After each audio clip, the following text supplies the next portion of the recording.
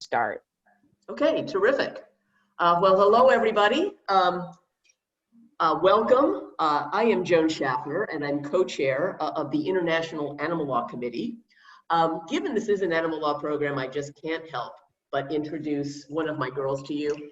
I want to introduce Liberty. This is Liberty. You can see Liberty. This is Liberty. She's joining us, and hopefully she'll stay off of my laptop. But anyway, I live with a lot of cats, and I enjoy sharing them with you during these great programs. I want to thank you for attending this webinar on rewilding, which is a form of environmental conservation and ecological restoration that aims to increase biodiversity, promote social justice, mitigate climate change, and most importantly, meet our moral obligations to the natural world. John Davis, who is the executive director of the group Rewilding Earth, sort of very simply described rewilding as, quote, giving the land back to wildlife and wildlife back to the land, unquote. We are truly privileged today to have Bill Lynn as our speaker on this fascinating topic. Bill is a research scientist in the George Perkins Marsh Institute at Clark University, a research fellow at New Knowledge Organization, and the lead editor for the political animals section of Society and Animals.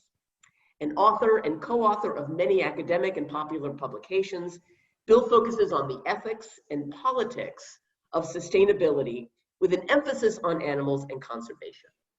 Schooled in ethics, geography, and political theory, Bill's interdisciplinary approach examines why and how we ought to care for nature and society. So the way we're going to handle this is Bill will present for about 30 or so minutes, and then we'll entertain questions. If you care to put your questions into the chat, I will monitor to the chat, but Bill also actually looks forward to hearing from you and chatting with you about your questions once we open it up for discussion. So without further ado, I'll turn it over to Bill. Thanks, Bill. Thank you. Thank you for the lovely introduction, and it's a delight to be here. I really appreciate being invited, and I'm looking forward to speaking to all of you. Just to give you a little bit of background on me, I'm from Northern Canada. I'm an ethicist who emphasizes public policy in this area of sustainability, animals, and conservation. And the person you're seeing here with me on this photo right now is a fellow named Atka, who's an Alaskan wolf, and we used to do educational programming together. So let's talk a little bit about rewilding. So unfortunately, my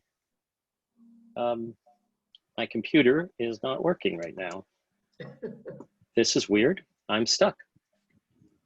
Okay, let's do it like that. So I'm going to talk about what it is, how it works, and where it's going. Just in a very broad way. I'm not going to get too much in the weeds because I really want to have more time for conversation rather than presentation. This is obviously a humorous graphic of Manhattan rewilded. Now, of course, the context for thinking about this is traditional conservation. Rewilding is, in some people's view, a twist on traditional conservation, and other people's view, a break from traditional conservation. Traditional conservation, to put it very, very simply, is about killing animals over here for environmental management and preserving some habitat over there for environmental management. But in the context of these existential crises, of global warming, of the biodiversity crisis and ecological collapse, of the huge and growing human footprint, traditional conservation just is not working for us. So people have been thinking about why, and there have been some insurgent ideas that have grown up over the last 50 years that are still controversial, but are still being used to really think through how we might change conservation, how we might change wildlife management. This is a recognition of non-consumptive values. That was sort of the first iteration that you saw come up in the 1960s and 70s. There's the new science of apex predators driving biodiversity richness and biodiversity being a basis for our ecological goods and services. There's an ethical discourse about the intrinsic value of nature, of animals, particularly for our purposes today, a discussion of animal personhood, animal culture. And there's a larger discussion about harm, harm to people, harm to animals, harm to nature, whether it's necessary, unnecessary, counterproductive, productive, justified, or unjustified. So with these bubbling concerns in mind, we've got some new paradigms of conservation that have arisen over the time. You've probably all heard about the Anthropocene. There's something called new conservation, which is basically neoliberal conservation focused on social justice, political ecology, which is Marxist conservation focused on social justice, rewilding that we're going to talk about today, and compassionate conservation, which is the newest paradigm. And I'll just touch up on a tad before we're done. So, rewilding. This is a beautiful pen and ink drawing by Tracy Bow. So rewilding, the dictionary definition is restoring to its natural, uncultivated state. Uncultivated is the key here. It's not trying to go back in time. Rather, it's trying to remove human management, cultivation, intrusion into natural processes. Other people think of it as de-domestication, both de-domesticating ourselves as well as de-domesticating our relationship with the rest of nature. It really comes out of this Old English term, wilde ordnes, meaning land inhabited by wild animals or wild beasts. Coming, of course, from a Dutch term called wilde oor, or the place of wild deer. And basically, it's, as Joan was describing, a policy and practice of broad restoration, broad preservation of the natural world in order to promote various social goods, ecological goods, grapple with the loss of biodiversity, with climate change, and of course, meeting that moral obligation we have to animals and the rest of nature.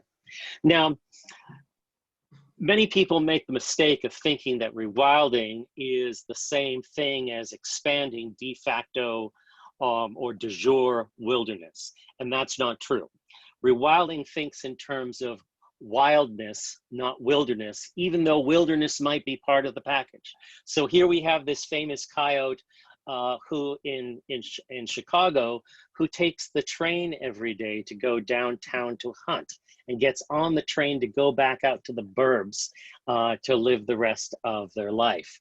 This is just emblematic of this continuum between natural landscapes and cultural landscapes, or what I like to call the humanitat, those places, those built and social landscapes that we make for ourselves, and habitat, those natural landscapes, unhumanized landscapes on a continuum that allow for efflorescence of animal, plant, and other life to exist. This is my backyard. This is wildness. This is rewilding. We took this backyard and we planted it in wildflowers. For some reason, what's called tall goldenrod, which gets up to 7 feet high, took over the entire wildflower garden. And every night we are visited by these folks, possums, coyotes, and other sorts of creatures who are moving on through and doing their thing. Now, the origins of rewilding really come out of the deep ecology movement, ecofeminism, and I don't know whether you're familiar with those. We can definitely talk about them later if you'd like, but it was articulated most forcefully and picked up after this articulation by Dave Foreman, the founder of the group Earth First. It had three sorts of essential insights that it was trying to link up together.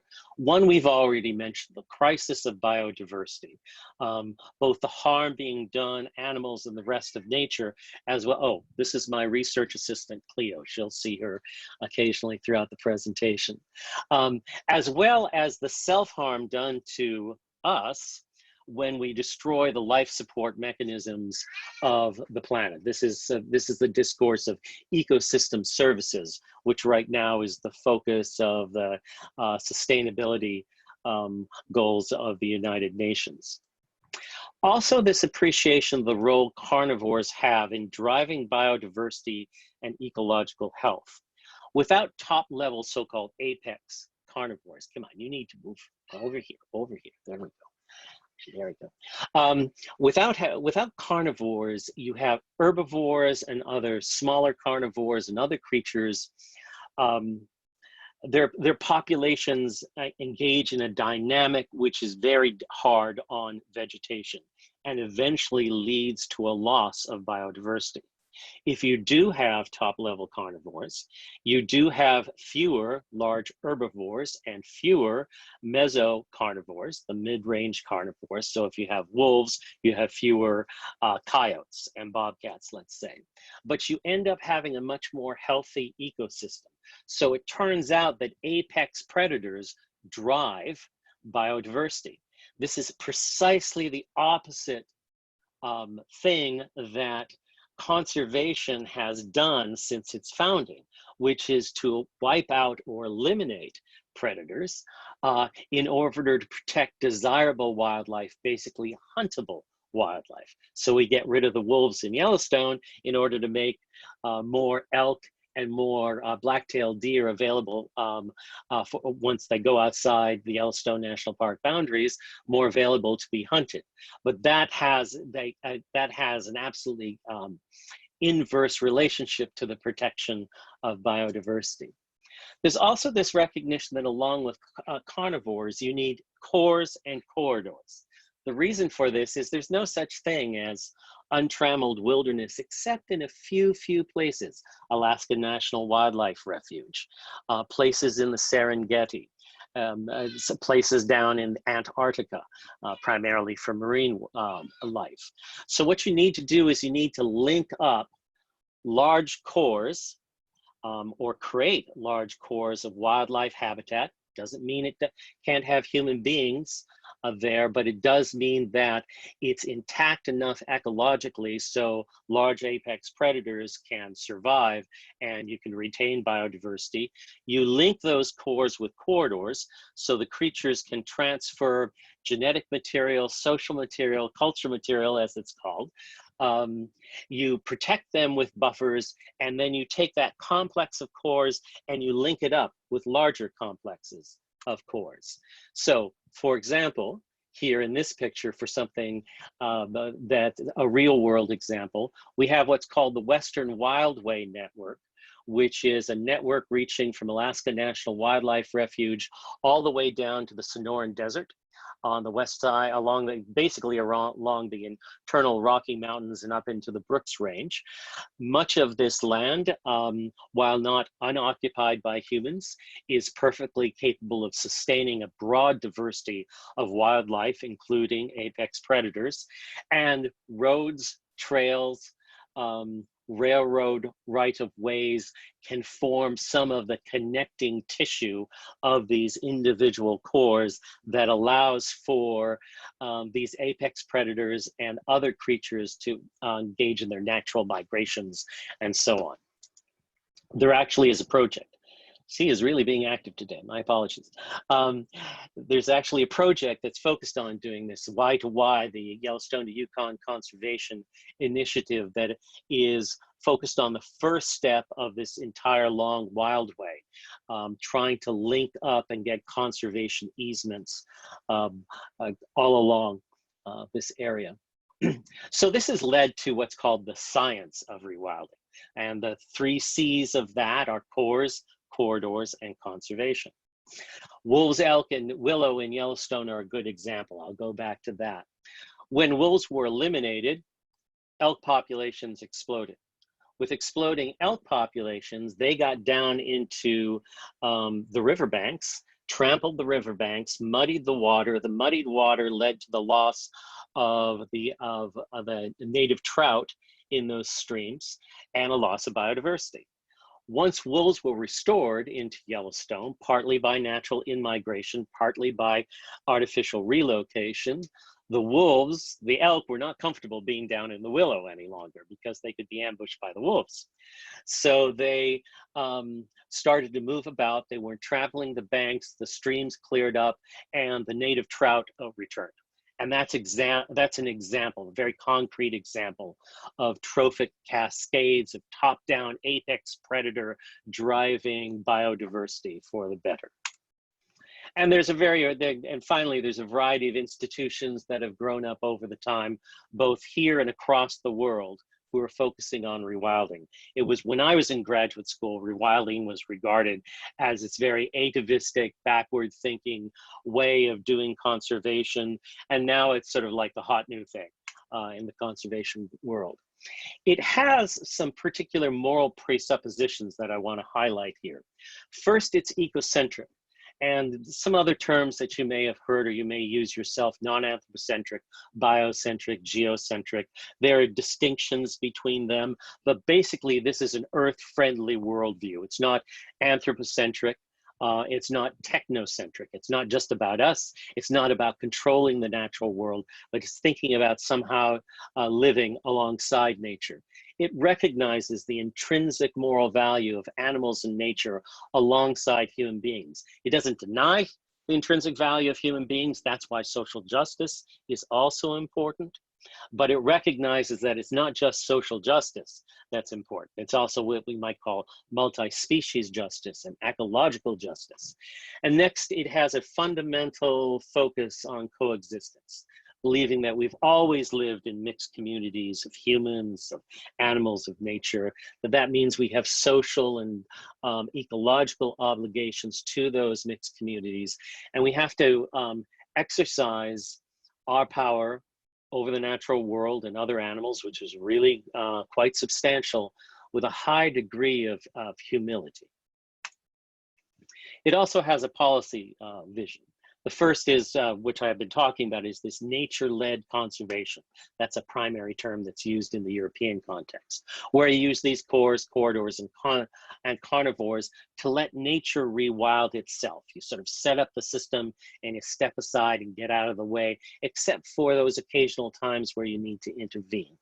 There's a large emphasis on biodiversity protection, restoration and preservation. And as I said, this justice element, both environmental justice for the individuals in these areas that are being rewilded, the benefits of rewilding in terms of reducing carbon emissions, carbon fixation, by ecological services, say honeybees, fructifying crops, as well as multi-species justice, doing right by animals and the rest of nature, are key to the policy vision. Now, there are various discourses of rewilding I just want to familiarize you with briefly. There's personal rewilding. This is a really eclectic way of thinking about de-domesticating human beings themselves. It's very connected with shamanistic spiritualities, with animism, with neo-paganism. There's a lot of hunting and gathering and people being nude out in the wild, and a lot of learning of bushcraft, making your own clothes, making foods out of wild substances. It's not the kind of rewilding I'm talking about today. But if you do get interested in rewilding, you start to talk to people about it, you'll often find them starting to refer to this personal rewilding. So I just wanted you to know about it. Rewilding really comes into the fore in a controversy over Pleistocene rewilding. This is the idea that we can't replace all the species that we've driven to extinction since human beings came to North America. Okay, and we're thinking about some very large creatures who existed here at the Holocene, like the saber-toothed tiger and the giant sloth. Look at the bottom portion of this graphic. But we could, if we brought over creatures from Africa, replace not the species, but the ecological functions on our landscape. So if you see the giraffe has a grazing practice that's similar to the giant sloth. African elephants and Asian elephants might take the place of mastodons and woolly mammoths and so on. This frankly is still out there. People are doing this. In Russia, there's a very large section of hundreds of thousands of acres that they're restoring with the prospect of de-extinction, and they're planning to put woolly mammoths and other creatures that are long extinct back into those places. This has lots of controversy around it, and we can talk about why if you'd like. There's urban rewilding, and this is thinking that when I mentioned that continuum of wildness, this reflects this. So this may be about natural plant gardening. It may be greening cities with green walls and green balconies to improve the health as well as the psychological well-being that people experience in cities. It's about architecture.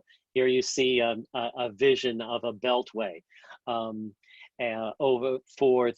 for animals to get across the river and forming a corridor. I think you've got a wolf there and a grizzly bear, and I can't see who else is in the background, but this is a really big thing in rewilding right now. And finally, there's half earth, rewilding half earth. This is the idea that you need between 30 and 70% of the original biodiversity of the earth to maintain that biodiversity. And so if you split the difference, we need to return about half the earth, both its terrestrial and aquatic environments, back to a wild state in order to retain the biodiversity that's left. And for that biodiversity to be healthy and fulfill all the ecological services that we're dependent upon. E.O. Wilson is very involved in that half-earth idea, although we used to call this the 50% solution when I was in grad school before the term half-earth came up. Now let's talk about a few legal and policy issues, and I'll wrap up shortly after this. There's all sorts of wicked problems associated with rewilding, and you can guess most of them because they're very similar to any of the issues that you have in wildlife law or environmental law. And I'm not a lawyer. I don't pretend to be an expert in this, but these are just some of them. Human-wildlife conflict, domestic wild animal conflict. That's why I have the picture of the cat there, because I do research on the controversy over outdoor cats. Jurisdictional control, zoning, environmental regulations in those zoning, where their animals, when they're being reintroduced, are being harmed or not.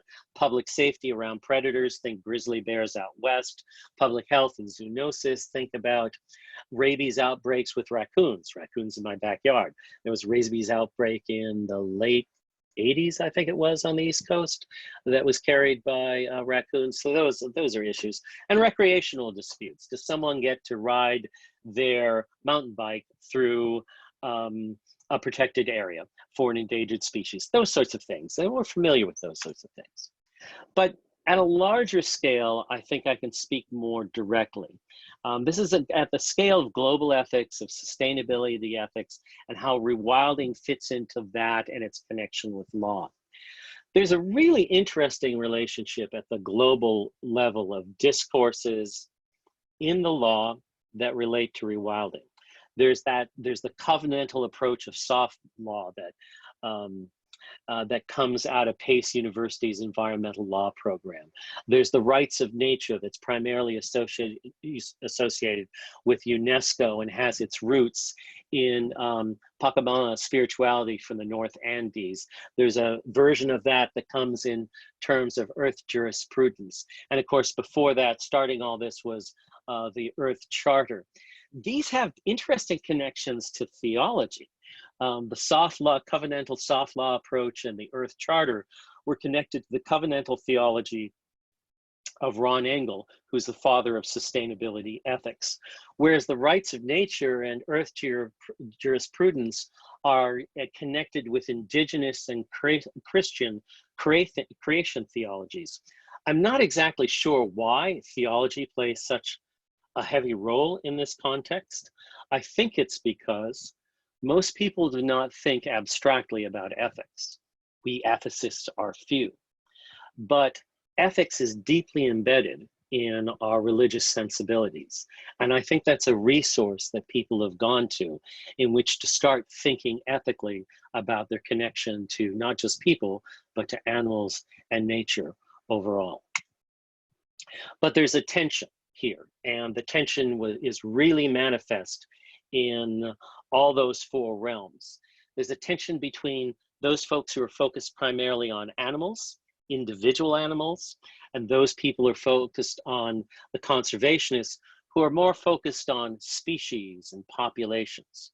There's a tension between this concept, and this is of course central to law, persons and property.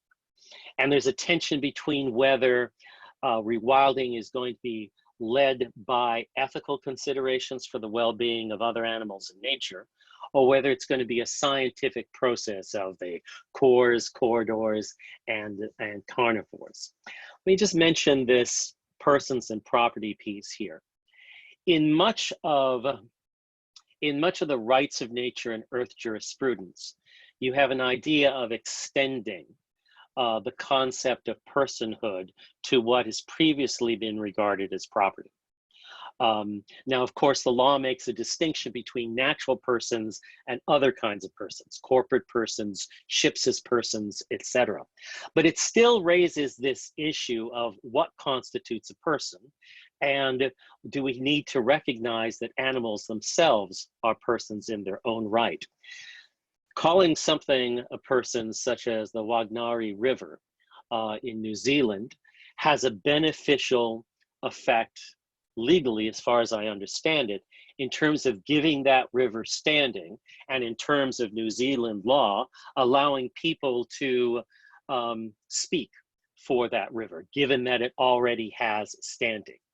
But it may have a negative effect in sort of distorting our understanding of what constitutes a person and how important individual animal persons, individual wildlife are, and how that has been left out of typical rewilding and larger conservation conversations.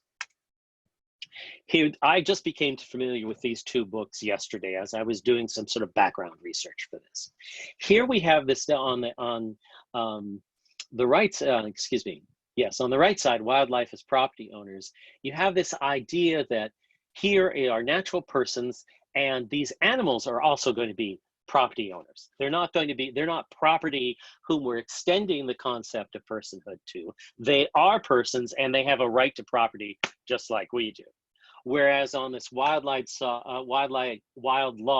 by Cullinan, who's of course one of the leading lights of the earth jurisprudence movement, there is this notion of extending personhood to things and beings that were otherwise considered property. So there's a real tension that needs to be thought about that here. For this reason, you're starting to get, and this is the newest discourse of rewilding, a discussion of rewilding with compassion. This discussion starts in 2015 at the Living Large conference at Washington, D.C., when I challenged rewilders to start thinking about the ethical norms. Over time, they've been drawn into just a discourse, even though rewilding starts as in large part as an ethical desire to do right by animals and nature. Over time, its discourse had been drawn into a purely scientific discussion of cores, corridors, and carnivores, and the trophic cascades, etc. And I asked people to start thinking about their moral connection to animals and what motivated them to get involved with rewilding in the first place. And out of that discussion has emerged this idea of rewilding with compassion. I think this is the last thing I want to say. Let's think about this with respect to Taliqua, whose story we all know, that her calf died shortly after her calf was born. And she carried this calf for, I think it was 17 days through the water, and it just broke people's hearts. There was a huge debate over whether the Makah Nation should try, much of this is about starvation and about morbidity due to starvation because we have dammed up the rivers that has stopped the appropriate run of salmon up and down those rivers. Pollution, noise pollution, and environmental pollution are taking their toll on these creatures, and so their health is just undermined. So what would rewilding mean in this context? Well, you can think about that in a variety of technical ways: reducing noise pollution, improving water quality, perhaps taking out those dams so that we restore natural fish migrations up and down those rivers, and have natural reducing fishing in the sea, so not as many fish are taken away from these creatures and their diet. But there's also this motivation about why people cared. This wasn't just, a loss of ecological function that these orcas have in those waters. This was a recognition that these orcas are persons. These orcas have culture. They pass down knowledge from one generation to the next. They have feelings of kinship and reciprocity and love, much like humans do. And not the same, not exactly the same, but we can see those analogous behaviors, those feelings, those acts of care, and that deeply moved people.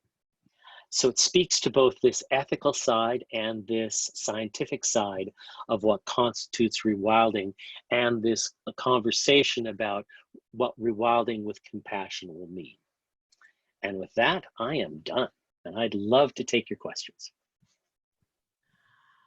Bill, that was wonderful. Thank you very much appreciated.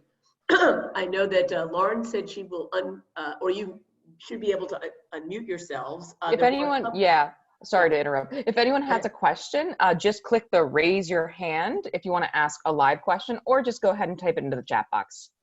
Right. So I guess, Bill, I mean, I'm looking at the chat box. I guess you can see it as well. First, we do have one in the Q&A box. It says, is there a book or study on the basic question, why do we need animals? That's in Q&A, and I'm curious. Now, do you mean I'll go over and look at Q&A? Is there a book or study on the basic question, why do we need animals? That's an interesting question. So there's two elements to that. One is sort of an ethical, cultural, anthropological kind of question about what is it about human beings and our relationship with animals that might be necessary? And the answer to that is absolutely. Human beings have never, ever lived without animals in their individual or their collective lives. You may have individuals who don't have much experience, especially now, but just think of the cave paintings at Lascaux. What did folks paint? You know, they painted the amazing animals around themselves.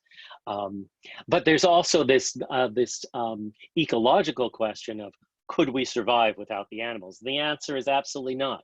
If we lose honeybees to the various fungi, neonicotinoid poisoning, and other kinds of environmental stressors, we're going to see a collapse in the global food supply. We just simply cannot fructify all those crops without honeybees or without wild bees. It's not just honeybees, it's wild bees, it's bumblebees. There's all sorts of bees out there, hundreds of different types of bees. They're an absolutely wonderful set of biodiversity. So there's both ethical and pragmatic reasons why we do need animals. Great. So now in the chat, well, the first is just sort of more of a technical question. The PowerPoint presentation is wonderful. Will it be available for people to use themselves? I'm curious whether you sure, I'll make it. I'll make it available. I often, while we're talking about it, I often send around after these talks, I send around a PDF with a list of resources, websites, readings, and other things. And if you folks would like me to do that for you, I'm happy to do that. That would be terrific. Yeah, we can make sure everybody gets access to that.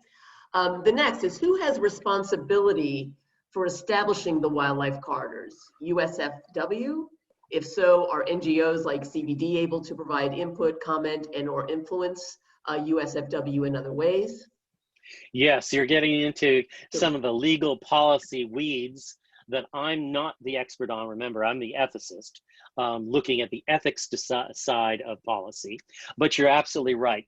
It's usually a collaborative.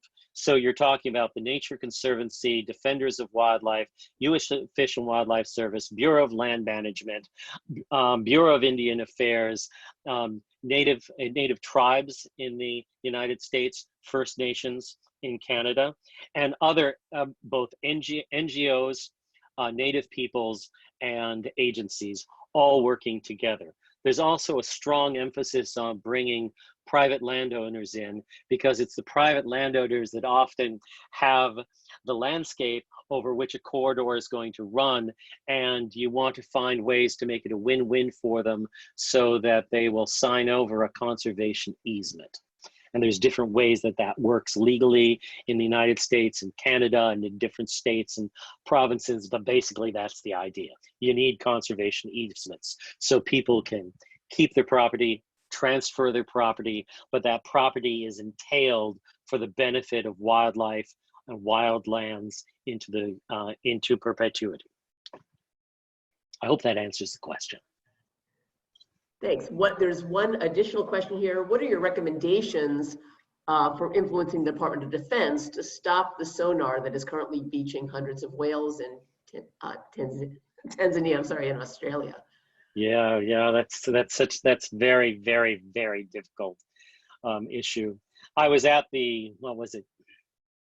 It was the 2002 conference in San Francisco, where Admiral Mike Mullen, who at that time had the responsibility over this program, and it was very contentious.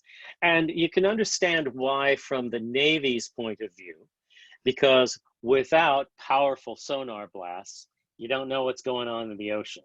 And there's lots of bad actors in the ocean. Many people would say that about us in reverse. Okay, so I'm not trying to take a political position here on those sorts of things. I'm just saying that there are complicated, legitimate concerns about national security that they will raise in this regard. At the same time, our militarism, our destruction of the world, and the heedless way that we destroy wildlife and wild lands and wild places, much less ourselves, is deeply, deeply morally objectionable and needs to be grappled with.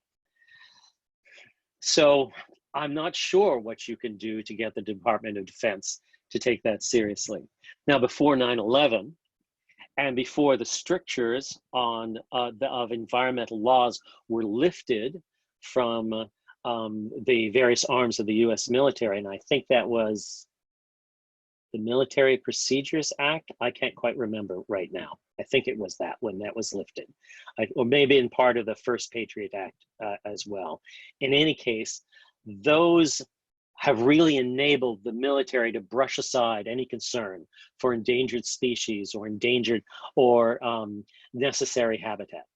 And that is one thing that could be reimposed to force them to have some sort of legal, moral, practical justification for engaging in these practices, which are going to cause harm to other non-human persons.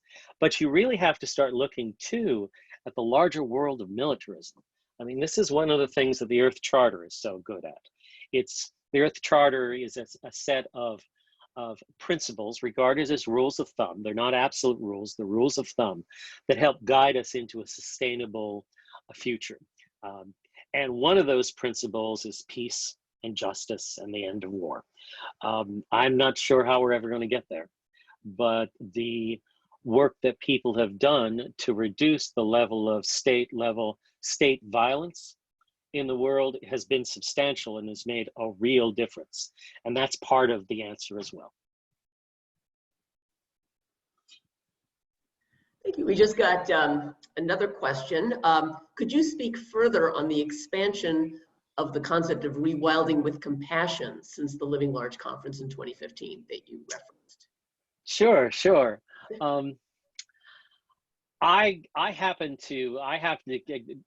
What I gave you today is part of a multi-day workshop that I do on alternative paradigms of conservation.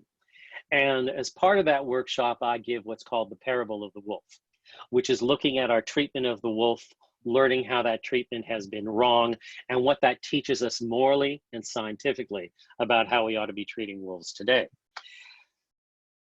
As part of that, I challenged the rewilders in the group to justify a lack of care for the individual well-being of the animals that would be impacted by rewilding. So this is complex, you're sort of thinking this through. You've got a bunch of coyotes, along with bobcats and others living in Yellowstone National Park. You dump a bunch of wolves on them. The wolves kill many of the coyotes.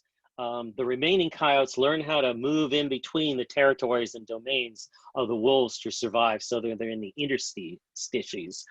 But there was a real animal welfare, there was real harm that was done to those coyotes. I'm not saying that the reintroduction should not have occurred. I think it should have. But that thinking through our ethical obligations to those coyotes, what would be the ramifications of reintroducing those wolves, whether that was justified, whether there was a better way in terms of reintroducing those wolves to diminish the harm being done coyotes. None of that was ever considered in the restoration of wolves in Yellowstone. And that is just one example of a real failure in rewilding circles to think about the well-being of animals. Now, let me say this. These folks got really upset, and they got upset because they love animals. And I know these folks, and they do.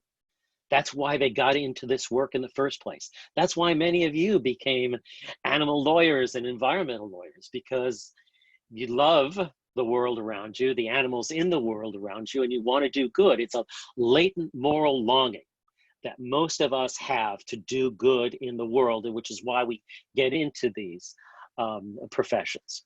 But it was not something that they had made manifest for decades. They had only made the scientific elements manifest. So now we're engaged in this really productive conversation across rewilders and what is called now compassionate conservation, those people who are really concerned about the welfare of animals in conservation, primarily concerned about the welfare of animals in conservation. This really productive dialogue back and forth about how we can achieve both goals, doing right by animals, doing right by nature. I hope that answers your question. Thanks, Bill. Another question came into the Q&A. What can we do to stop countries like China from shark finning? And what can we do to encourage countries to set up ocean corridors for them, like the wolf corridors that you had discussed? It's very hard at the international level, and that's why the soft law, international legal covenant approach of Nick Robinson's Pace University Environmental Law Program has been so emphasized in the IUCN. Nick's I don't know whether Nick's still in charge of that program at the IUCN. It's been some time since I've talked to Nick, but I started the environmental specialty group within the Environmental Law Committee of the IUCN. And this idea is to bring people along through common commitments to global norms.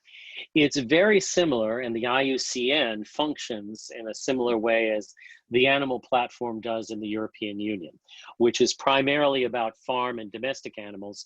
It brings all so-called stakeholders. I don't like that term because it reduces our connection to animals down to economics, a stake, but nonetheless, stakeholders, part of the policy network.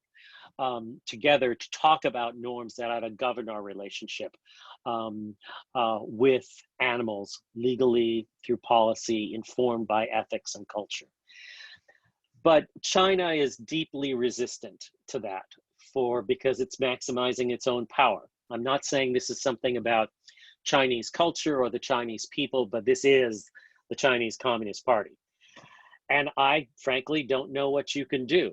I imagine there would be a large conversation about sanctions, building global norms, articulating win-win treaties together, articulating areas that would, large cores that would be marine sanctuaries that would be inviolable. So making a trade-off for harm done to some animals in some place, to harm not being done. This said, there's a growing environmental and animal movement in China that's becoming more and more powerful. COVID-19 has caused China to technically start the process of closing down its wet markets and its trade in wildlife for food and other parts.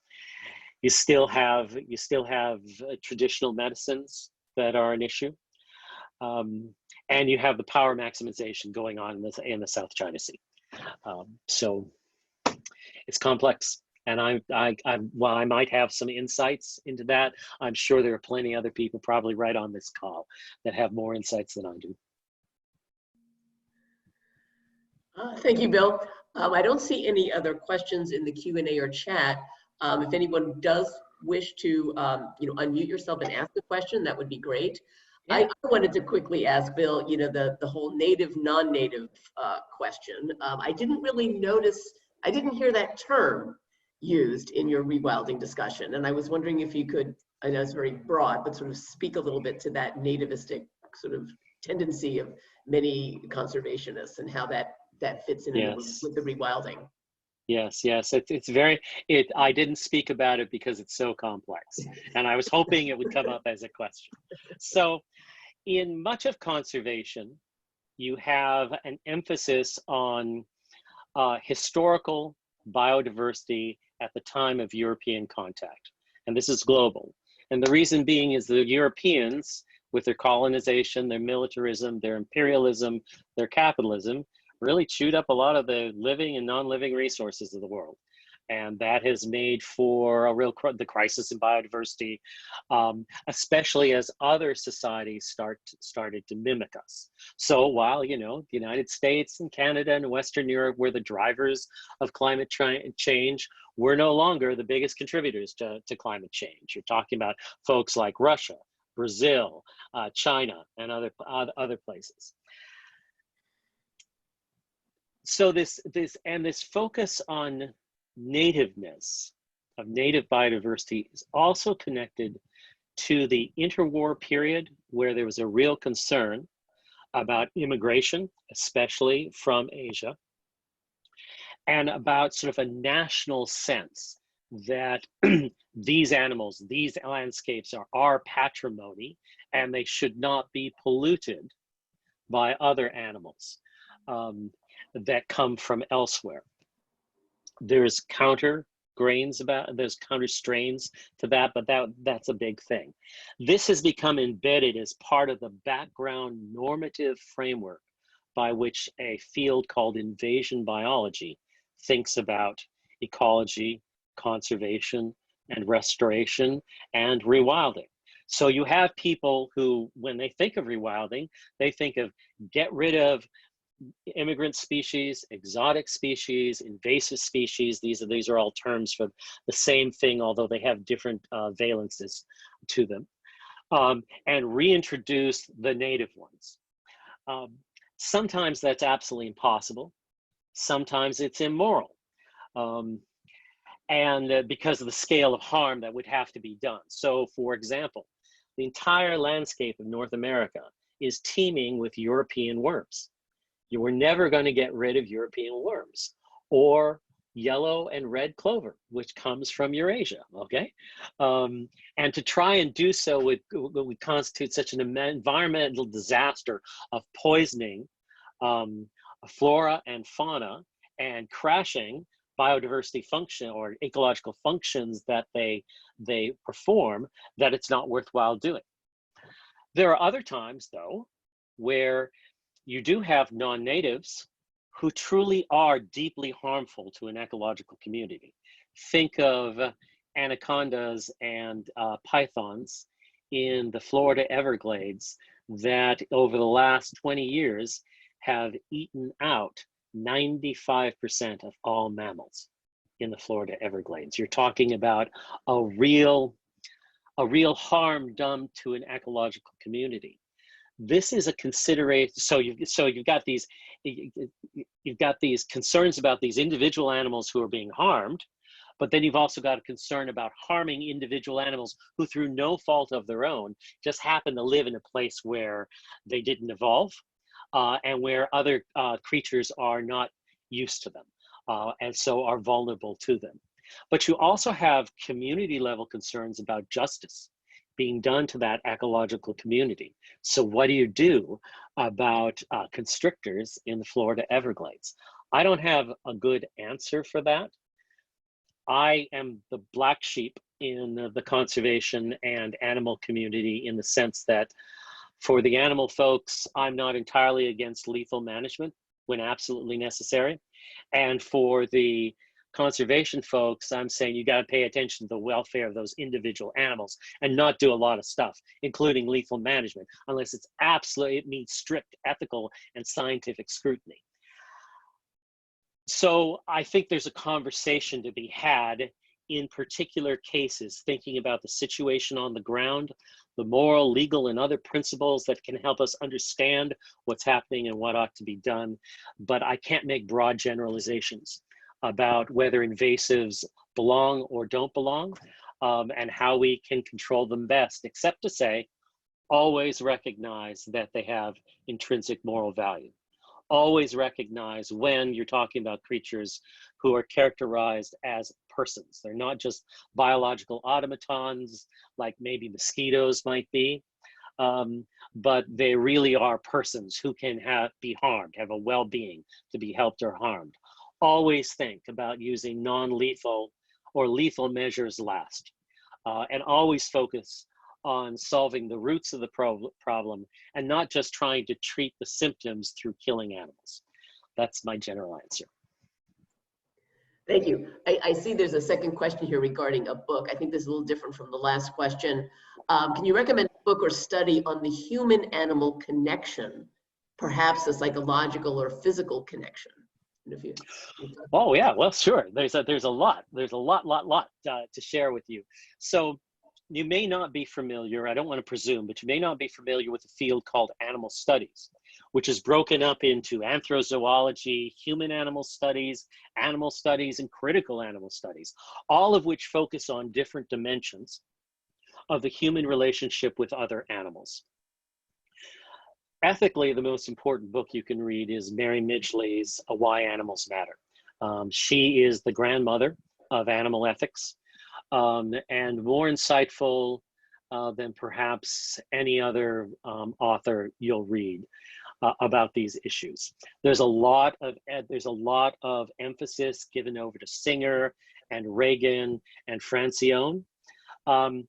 But from my perspective, they have very siloed ways of thinking about these issues. You know, there's a consequentialist way, and there's a rights-based deontological way, and then there's a moral extensionism through the law way. And of course, I'm speaking about Singer and Reagan and Francione in this. But animals present us with such a rich variety of issues and relationships and challenges that none of those theories on their own are able to figure out what our relationship ought to be. Mary Midgley does a good job of drawing richly from all these traditions and using them most appropriately in particular contexts to help us understand.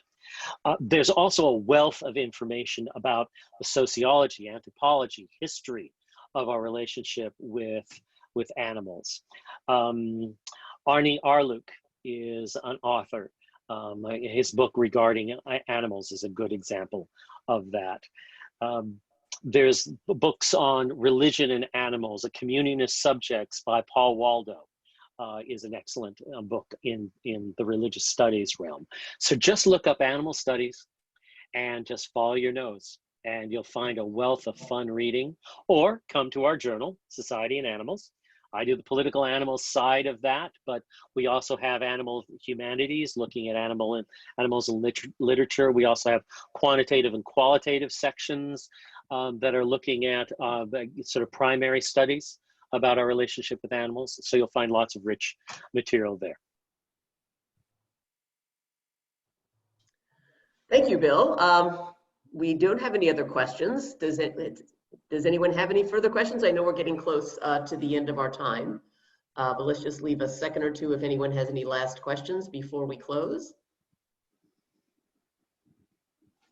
Did something just come up?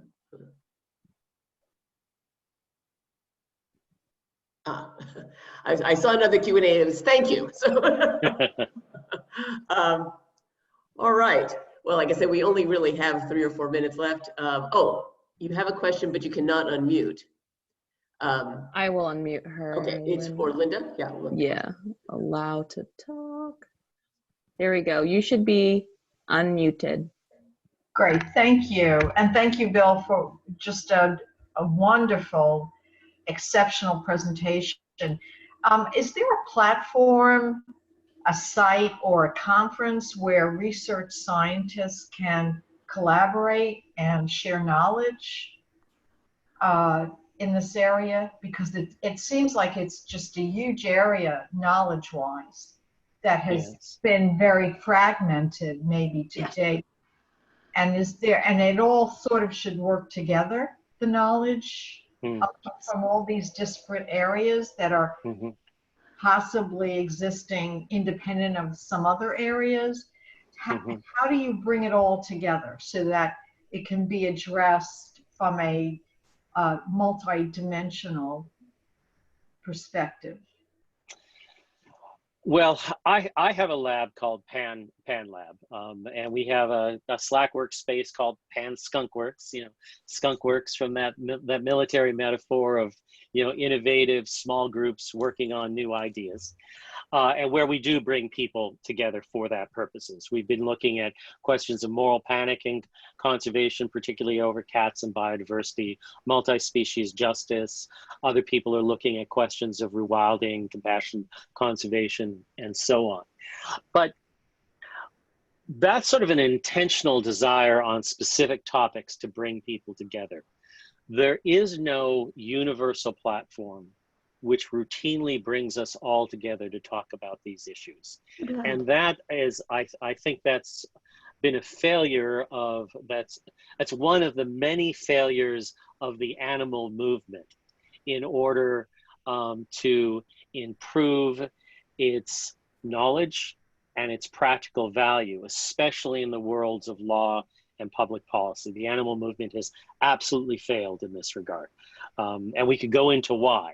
However, there are particular places with foci that you can go to. So there's lots of discussions about rewilding within the Society for Conservation Biology. It's not rewilding with compassion, but there's a tremendous amount of work on the law, the policy, the ethics, the science of rewilding there. There are various conferences that occasionally pop up. This is pre-pandemic and pre the last recession, that were sponsored by defenders of wildlife and others, where people were brought together to talk about these issues. There's various grant maker meetings, an animal grant maker meeting and environmental grant maker meetings, where people get together and talk about funding priorities, which is extremely important for to have a broader representation of points of view and conversations amongst. It's disgusting.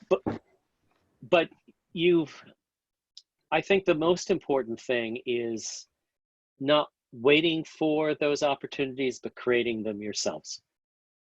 Bringing people together proactively to do that kind of work is the way that this is going to get done. Not waiting for a large platform to get set up, because it's such a tall order and so expensive, and it's just not being done by the animal community and is not likely to get done. So does the UN, and thank you for that answer, that was great. Can the UN or a UN agency, like, you know, environmental agency, or you know, any other newly created agency, can they be solicited to start this kind of knowledge sharing, and to have maybe a new agency or even just a committee at the UN level? So let me ask you a question to clarify.